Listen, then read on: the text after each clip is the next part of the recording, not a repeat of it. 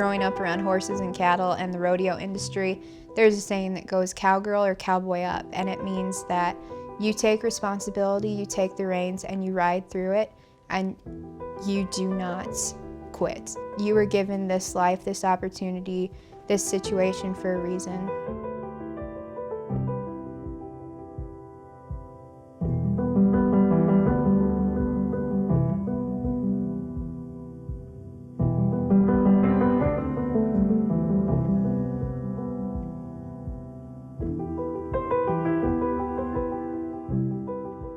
In the spring of 2018, a brave group of mothers who lost their teenage daughters to the devastating neurological disease ALS found strength in each other at this New York City event.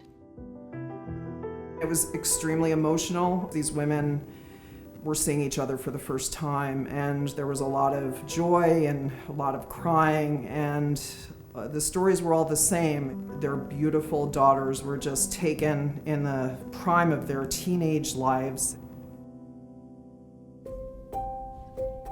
The event was hosted by Project ALS, the nonprofit founded by sisters Jennifer, Meredith, and Valerie Estes in 1998, when Jennifer was diagnosed with ALS at the age of 35. It was a chance for these mothers, still grieving, to hear about the progress researchers were making on ALS, the rare, aggressive form of the disease that targeted their children. ALS not only starts early, but it also progresses very rapidly. It's a very aggressive form of the disease. Dr. Schneider runs the ALS Center at Columbia University in New York. He is studying mutations in the FUS gene that can lead to early onset ALS. What Neil and Project ALS wanted to do that day was to give the moms a sense that their daughters had moved science forward and that the gene that had affected them was being understood. Lori Hermstad made the trip from Spencer, Iowa, with her 24-year-old daughter, Jaci. 7 years earlier, Jaci's identical twin sister, Alex, lost her battle to ALS at age 17. Alex was such a strong individual, and it was devastating, and every day I wanted to take that pain and I wanted to throw it as far away as possible. Growing up without Alex wasn't easy. Come on! But Jaci found joy in the moments she spent with her beloved horse, Bud. Jaci was this very vivacious, lovely young woman, full of energy. Of course, the question immediately that came to mind was, does Jaci carry the same mutation that Alex did? And is Jaci at risk for developing the same disease that took Alex's life? We always assumed that Jaci had the gene. We just prayed it wouldn't happen.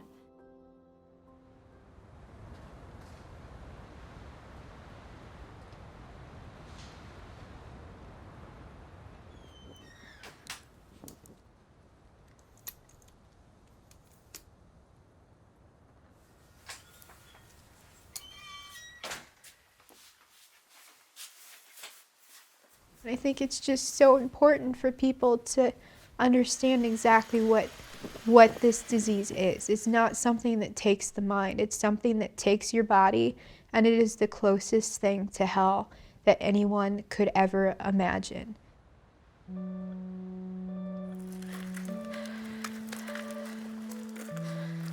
"8 years to the day after her twin sister died of ALS, Jaci received the same diagnosis. Meredith got a text from Jaci's mother, Lori, that her ALS diagnosis was official. It was shocking. Meredith and Valerie lost their sister to this disease, and they just said, we have to figure out how we can fight this. Project ALS is a nonprofit leader in ALS research, known for bringing the world's best scientists and doctors together to share data and develop potential therapies. It was time to mobilize a top-notch team for Jaci. We knew we had, very, very little time. It was like working against a death clock. With Jaci's symptoms quickly progressing, it's a race against time to save her life. We called some ALS geneticists. Of course, we called Neil Schneider here in New York, who had already met the Hermstads. And the gene therapy we thought about for JC is called ASO, antisense oligonucleotide.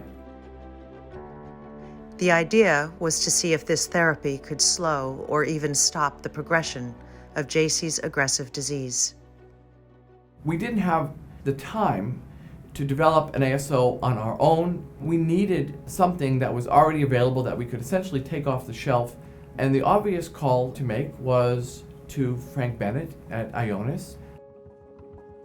When I found out about JC and her story, I shared it with my colleagues at A.L.S. And they all approached me and wanted to know what they could do to help. So a number of our employees helped Dr. Schneider in developing the drug for JC. A.L.S. had a drug, and Dr. Schneider was prepared to treat JC. But there are safety checkpoints on the path to personalized medicine.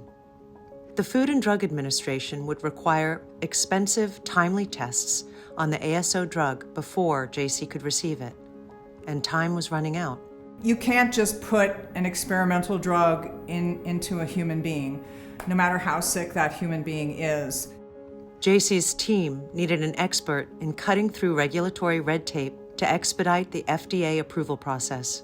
Enter renowned toxicology expert Lauren Black. We cold called Lauren Black actually because we had seen her oversee the regulatory process for this ASO for a young girl with a neurological disease called Batten disease. And we saw that she had sort of helped to move this through the FDA. Lauren worked with her colleagues at Charles River Labs to push JC's drug through testing protocols quickly. The goal was to show federal regulators that the drug was safe enough to give JC, who needed it now. JC was dying. So is it appropriate to do 50,000 experiments that are going to take 50 years when she only has maybe a month or two left of life? Charles River Labs staff worked overtime, and on May 30th, 2019, the FDA gave the go-ahead for treating JC with JC Fusion, a drug named for a cowgirl who wouldn't quit. There's no pathway to these kinds of therapies for devastating illnesses like ALS. You have to cut your own path.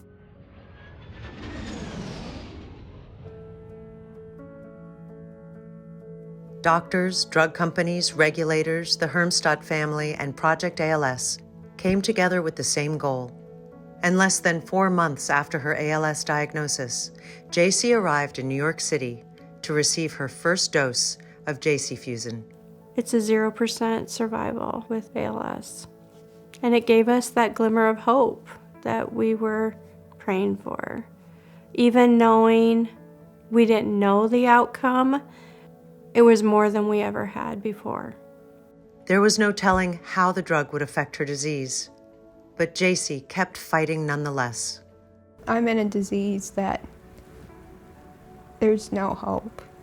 It's either you die or you die, and if I don't try, then you know that this is all I've got. After 4 doses of JC Fusion, JC returned to Iowa and continued her treatment. She was happy to be home, closer to Bud, and grateful for the team that rallied to give her a chance. No parent should ever have to bury 2 children, and that's what they're fighting for. Keep me going and keep me alive. And I have this opportunity because so many people have fought for it, and they've done a phenomenal job.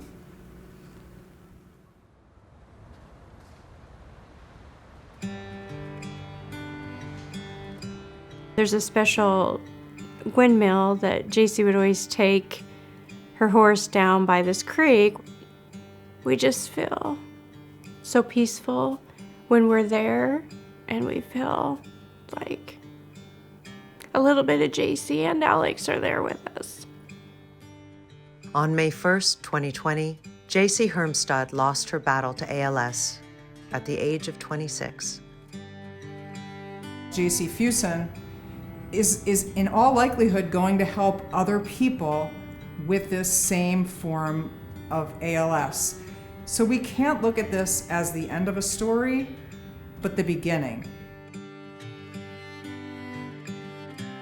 Inspired by Jaci, Ionis Pharmaceuticals announced it will develop Jacifusin as a commercial drug for others with Jaci and Alex's rare form of ALS.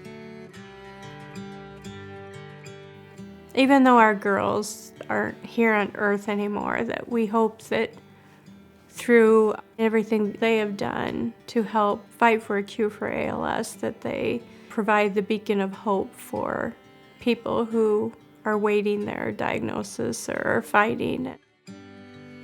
Jaci inspired an unlikely team of experts to make a dent in her devastating disease by working together.